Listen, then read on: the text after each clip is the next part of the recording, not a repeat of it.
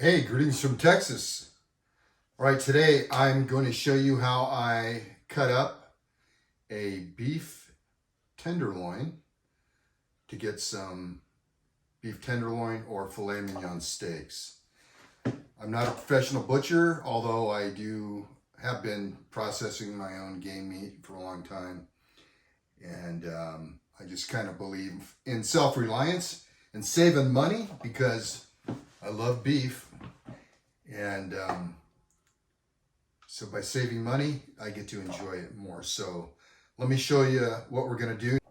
Now, this is a whole beef tenderloin I got at Costco. It's USDA choice. It weighs about 14 and a half pounds and its averages $15.99 a pound. Now, I checked Randall's. A pork tenderloin or filet mignon steak goes for $21.99 a pound for choice. Let's get this out of the packaging and I'll show you how I cut it up. When I pull it out, I don't want to leave a big mess. So I'm going to leave the bottom of the bag intact. And then we're just going to pat it dry.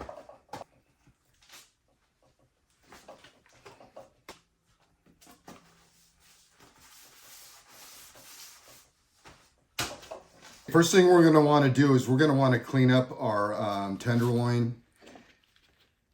I'm just going to remove some of this fat. Now you could save this fat. A little bit of meat here. You can use it to grind up to add to your sausage or whatever you're going to do. Well, let's clean this up here. It might make a little bit more sense to you. I like using a boning knife, and if you just use the tip of your knife when you're cutting through, you're not going to cut through too deep. As we look at the tenderloin, I'll turn this around. You can see there's a natural separation here. And you could pretty much just pull this apart with your hand. Now this silver skin, this membrane, it won't break down when you're cooking steaks. You know, it might work in a pressure cooker.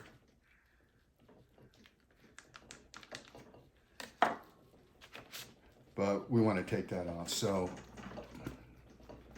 pretty much this strip here is called the chain. You can use your fingers, but you want to be careful not to tear it too much. So we're gonna use our knife here to kind of assist us.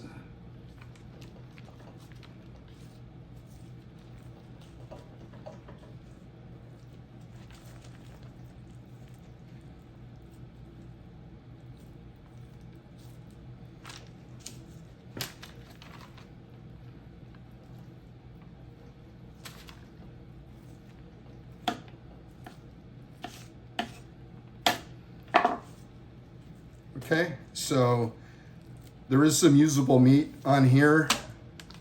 You can use it to make stir fry, stew meat, whatever. So we're gonna put that aside.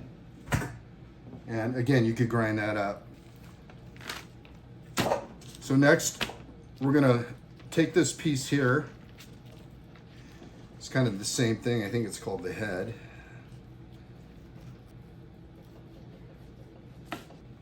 You can cut it up to make stew meat, shish kebabs. Okay, there we go. So now we're going to remove the silver skin. I'm going to pull some of this membrane off here. So now you can see this kind of rough area here. That's kind of where it connects to the ribs. So what I'm going to do is see how it tapers. I'm going to square this off right here.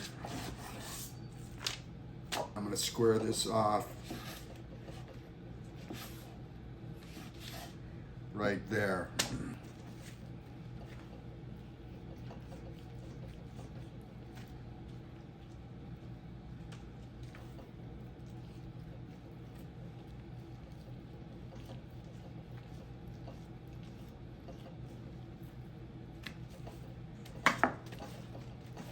got some hard fat here. Here to the silver skin. Just going to take my knife here.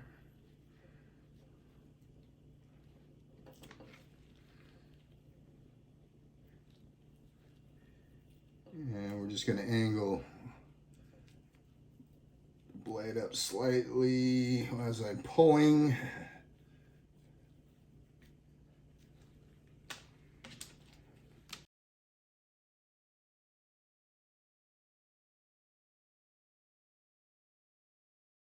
All right, so now we have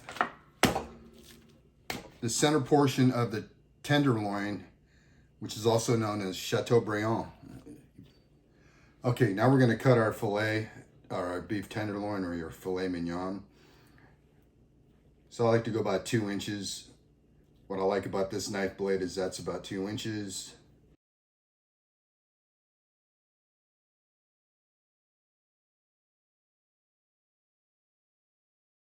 Now this piece here, we can cut these into what are known as tornadoes or medallions. For the rest of this, I'm just going to cut it up into stew meat to make beef stew or Hungarian goulash. Now I'm going to end up with a couple more smaller fillets, which I'll turn into bacon wrap fillets. So here we have that head piece. Now I'm going to trim off some more stew meat, and I'm going to end up with enough to have 2 smaller filet mignons, which I could bacon wrap. Okay, I'm not a big filet mignon fan, but it is tender. It just doesn't, to me, have a lot of flavor. That's why they bacon wrap them. 8 fillets, 2 are going to be bacon wrapped, and these are we're going to cook as standalone filet mignon. All right, folks, there you go. That's how I do it. Again, I'm not a butcher, but it's just easy. It's easy to do, and you're going to save a lot of money. All right, if you have any questions or comments, criticisms, post them down below. I appreciate you stopping by, and thanks for watching.